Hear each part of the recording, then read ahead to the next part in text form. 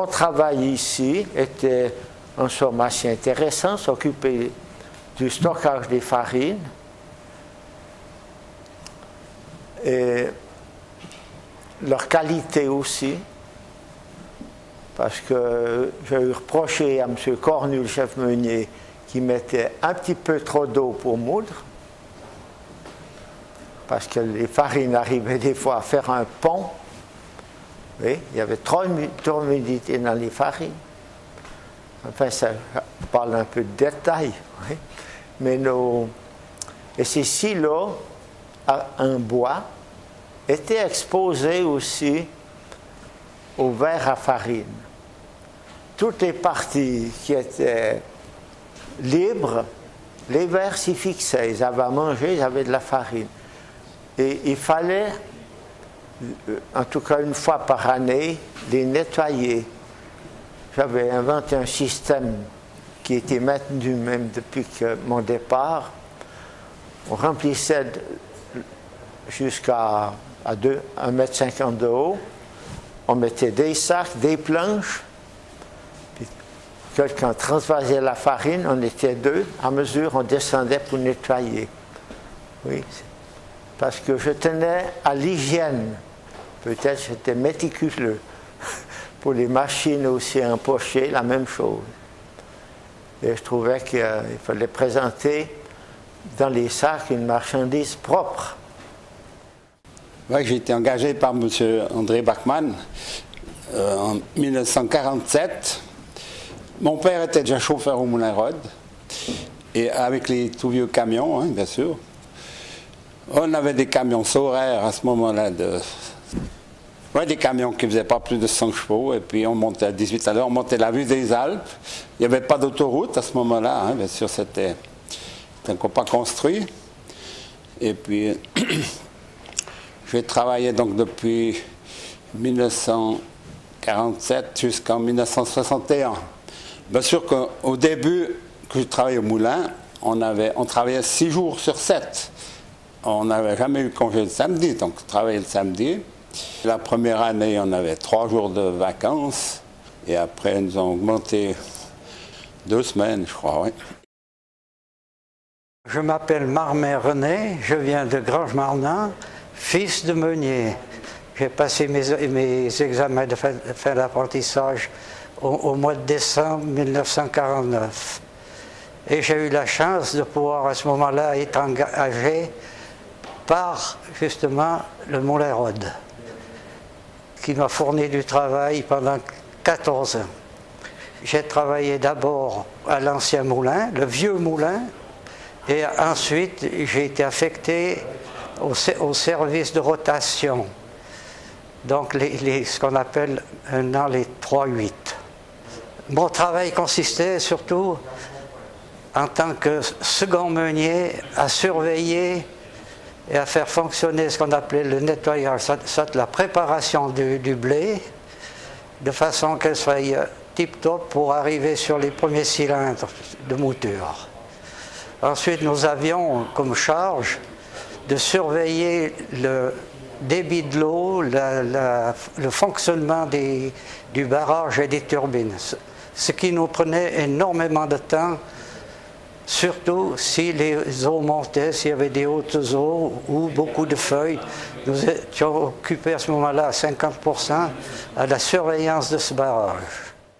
J'ai commencé mon activité au Moulin Rod en tant qu'apprenti meunier, où j'ai fait ma dernière année. J'ai travaillé comme ouvrier meunier. Ensuite, j'ai pris la place de chef meunier, où j'avais la surveillance des 2 moulins, le moulin blé dur, le moulin blé tendre. Ceci jusqu'en 1987, où nous avons fermé toutes les activités de meunerie, c'est-à-dire moulin blé dur et moulin blé tendre. À partir de cette date, j'ai été transféré à la fabrique d'aliments des Moulins Rod, où j'étais responsable donc de cette fabrique. Ça coïncidait avec le départ en retraite du responsable, M. Collomb, et j'y suis resté jusqu'en 1997, où à nouveau l'activité animale s'est arrêtée. Alors ici, nous nous trouvons dans le bâtiment du moulin, où a été construit en 1900 55, un moulin à blé dur dans cette partie du bâtiment et un moulin à blé tendre dans cette partie ici. Le moulin à blé dur avait une capacité de 360 quintaux en 24 heures. Le blé tendre, une capacité de 480 quintaux 24 heures. Le moulin à blé dur a fonctionné à plein régime jusqu'en 1984, où il a été arrêté suite à beaucoup plus d'importation de pâtes en Suisse, ce qui fait que certains moulins ont dû fermer. Nous, on a dû fermer dans les premiers. Et le peu de production qui nous restait est parti à Cossonay. Le blé tendre, lui, s'est fermé en fin 1987. Pour des raisons différentes, un nouveau moulin s'est construit à Cossonay. Question de rationalisation, pour faire tourner à plein régime le moulin de Cossonay, on a fermé celui-ci. Donc à cet étage ici où nous sommes, il y avait les machines à cylindres et les sasseurs. À l'étage en dessus, il y avait les pleins de cisternes. Et ce moulin a été construit donc en 1955, je l'ai déjà dit, c'était le premier moulin en Europe qui a été construit sous cette forme-là, où on pouvait voir tourner toutes les machines depuis cet étage-là. Simplement en regardant dans les voyants qui sont sur les machines, les produits coulaient, on voyait que notre moulin fonctionnait normalement. Donc au moule à blé dur, bien sûr, on fabriquait de la semoule pour les pâtes alimentaires et le moule à blé tendre, de la farine pour la boulangerie et les grandes fabriques de pain et tout ça, donc du panifiable, comme on appelle. Alors nous sommes là à l'entrée nord des moulins Rhodes, c'est-à-dire le vieux moulin. Dans ce vieux moulin, il y avait le stockage des céréales pour la mouture des animaux. Ici, dans ce secteur, je n'ai pas travaillé directement. J'ai assisté mes collègues meuniers à l'occasion. Il y avait la mise en sac seulement en jute. Et la deuxième année, ils ont installé la machine mise en sac papier, mais c'était encore des anciens silos. Et l'installation pour la mise en sac était beaucoup plus pratique que précédemment. Donc tous livraient en sac, soit en jute, soit en papier. Et c'était mon activité, surveiller ces silos à farine, que la farine se comporte bien, faire des transvasages, et puis la propreté aussi des silos, que j'avais beaucoup à cœur. Moi, je suis arrivé au Moulin Rhodes le 1er juillet 1949, en qualité d'apprenti. À l'aide de ces meuniers, j'ai appris les choses que je n'avais pas apprises dans le petit moulin où j'étais. Par la suite, je me suis mis dans le bain et j'ai continué dans toutes les parties du moulin. Et je suis arrivé à un moment donné à travailler dans ce bâtiment-là, qui en fait était en fin de vie, car un autre moulin avait été construit sur la rive droite de l'Orbe. Après la guerre, on avait la farine américaine qui était plus très bonne. Alors on a dû aller au Valais avec mon père, livrer chez un boulanger à Erde. Il voulait pas cette farine, alors on a dû changer 28 sacs de 100 kilos. Donc il était au sous-sol, hein, chercher 28 sacs et puis en descendre 28. Donc des 100 kilos. À ce moment-là, c'était autorisé les 100 kilos. Hein. On allait un peu partout, on allait au Valais beaucoup, canton de Fribourg, beaucoup de Jura bernois. On faisait facilement des journées depuis 6 h le matin à 8 h le soir, des fois même plus tard, mais des fois c'était notre faute aussi parce qu'on trouvait des copains. On allait livrer beaucoup la farine et puis les aliments. Et puis on allait chez des boulangers qui voulaient des 100 kilos. Alors on devait les descendre au four. Alors c'était pénible. Hein. Puis à 18 ans, hein, on a commencé à les 100 kilos. On avait pas mal d'aventures. Avec Marcel Warneau, on s'était planté une fois On a voulu faire un coupe à virage, et puis on est rentré dans le champ, et puis alors là, on s'est planté, on est resté tout l'après-midi. Alors ceci est une meule, dite meule artificielle, parce qu'elle est composée de ciment et gravier de silex, pierre très très dure. L'entrée du blé se fait par l'intérieur. Les rayons que nous voyons là sont taillés avec ces marteaux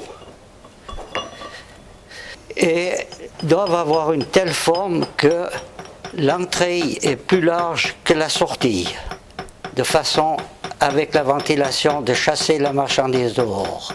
Au bout de quelque temps, il faut les refaire parce qu'elles s'usent. Et là, on prend la meule de dessus avec la potence, on la lève, on la sort de la serce qui récolte le produit fini, et on la sort et on la tourne de côté, on la pose comme elle est là, à l'envers, donc la position qu'elle a pour travailler, et on la rhabille. Le rhabillage consiste justement à refaire ces rayons et à la raplatir. Pour la raplatir, la faire égale partout, on prend une règle, une sorte de carrelet de bois, que l'on induit d'un produit d'ocre mouillé et qu'on passe dessus, qui nous marque toutes les places où la pierre est trop haute qu'il faut retailler. Et une fois qu'on a marqué, alors on taille tous les endroits, on aplatit tous les endroits avec un outil qui est plus large que ça, qu'on appelle des mouchardes. C'est beaucoup plus gros que ça, c'est carré comme ça avec des petites pointes dedans, et on régalise tout avec des mouchardes. Quand on a terminé, on repasse encore une fois la règle, et jusqu'à ce que toute la meule soit bien plate. Une fois qu'elle est finie de retailler, ce qui peut se faire en 3 et 4 jours. C'est un travail très consciencieux, il fallait faire juste et pénible. Une fois que tout était fini, on l'a remonté et on pouvait recommencer à travailler avec.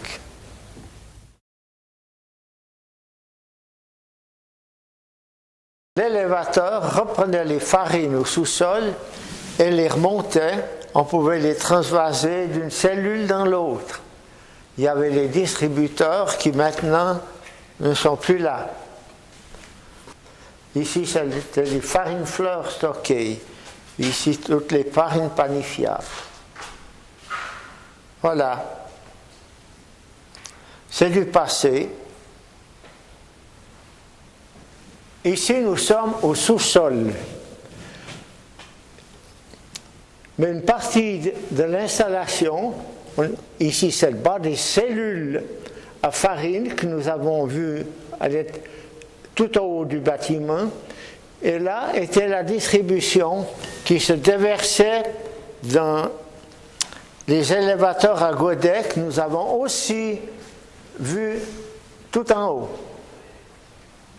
J'ai beaucoup été en activité dans ce sous-sol pour l'entretien du distributeur, pour le réglage des distributeurs et pour le nettoyage.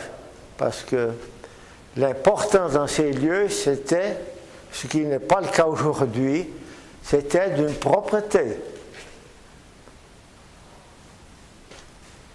La farine qui était remontée ici, pour la mise en sac, passait sur des tamis pour éliminer tout corps étranger qui pouvait se trouver dans la farine, y compris les cocons des vers. La farine était dans la meilleure disposition pour la mise en sac. Alors, sur cet emplacement, il y avait une machine pour la mise en sac des jutes, 50 et 100 kilos. Et ici, il y avait la mise en sac pour les sacs en papier de 50 kilos. Alors, j'en ai passé des tonnes en sac ici.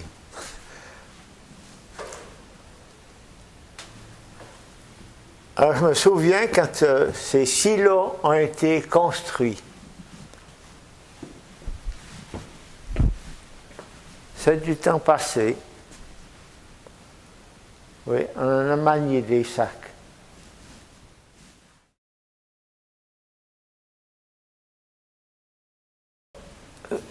Souvent, au lieu de prendre l'ascenseur, qu'il fallait aller rapidement au sous-sol, où était l'installation de distribution des silos, eh bien, on descendait ces escaliers sans toucher les marches.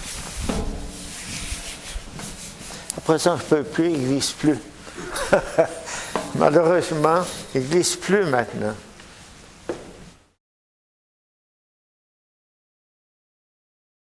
Je travaillais de nuit, donc, avec 2 meuniers. Il y avait un nommé Stauffer et Chatagny. Et c'était Stauffer qui était venu faire une tournée au Vieux Moulin, qui arrive en courant qu'il y avait le feu au Vieux Moulin.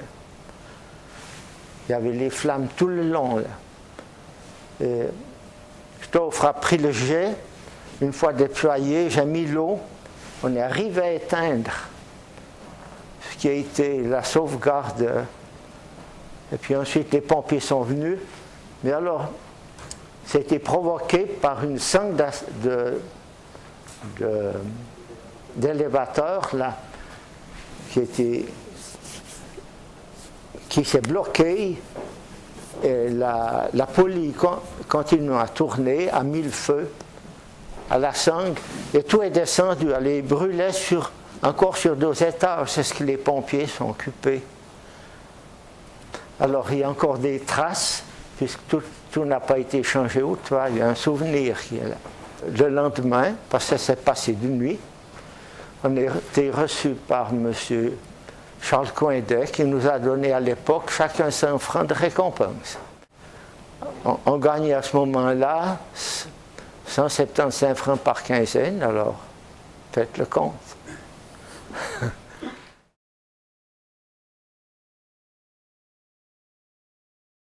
Alors, dans ces cellules, nous sommes aussi descendus sur les blés. Alors qu'ils étaient en partie vides, nous avons dû nous rendre quelquefois, surtout quand il y avait les rats.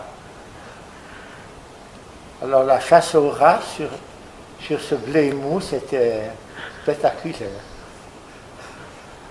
Alors suivant la hauteur des silos, c'est impressionnant parce qu'on devait descendre dans ces silos par un treuil et un siège suspendu. Et comme dans les silos des moulins à Rhodes, il y a 32 mètres de vide. Alors, une fois au fond, on devait nettoyer. Il y avait toujours soit un peu de paille, soit un peu d'herbe sèche qui bouchait les sorties. Et alors, on a fait la chasse aux rats. Alors, là, contre les murs, contre les parois, c'était le seul moyen de les atteindre. Parce que, habitant un appartement proche, les rats remontaient par les égouts et poussaient la grille de l'évier pour entrer dans la cuisine. Je n'ai jamais été impressionné par ces bêtes, mais elles sont jamais reparties vivantes. Ici, les rats, oui, comme le dit mon collègue, à un moment donné, ça pullulait. Alors, pour s'en débarrasser un peu, la direction offrait une prime de 1 franc par rat. Donc, vous vous rendez compte, 1 franc par rat, dans les années 50-60, ce que ça représente aujourd'hui. À ce moment-là, on gagnait 380 à 400 francs par mois. Alors vous voyez, un rat, ça avait de la valeur. Alors tous ceux qui pouvaient, et qui avaient l'occasion de venir ici à la chasse aux rats, ne perdaient pas une occasion. Comme l'a dit le collègue, on descendait dans le blé, là, sur le sommet du blé, et moi j'avais installé une plaque de fer au bout d'un manche de fouet. Et je les assommais avec ça. Et on se faisait des fois 20, on s'est fait 22 francs par mois de rats. Ce qui complétait ce qu'on arrivait à prendre à la sortie des turbines pour embêter les pêcheurs. Alors, nous habitions dans cette maison, il y a 3 balcons. Nous étions au balcon supérieur. On avait 2 chambres qui donnaient là, et puis comme vous voyez, au bout du balcon, il y avait les WC. Il fallait passer chez le voisin pour entrer dans notre appartement. Un petit appartement de 2 pièces, cuisine, je disais une cuisine un peu borgne, pour le prix de 35 francs par mois.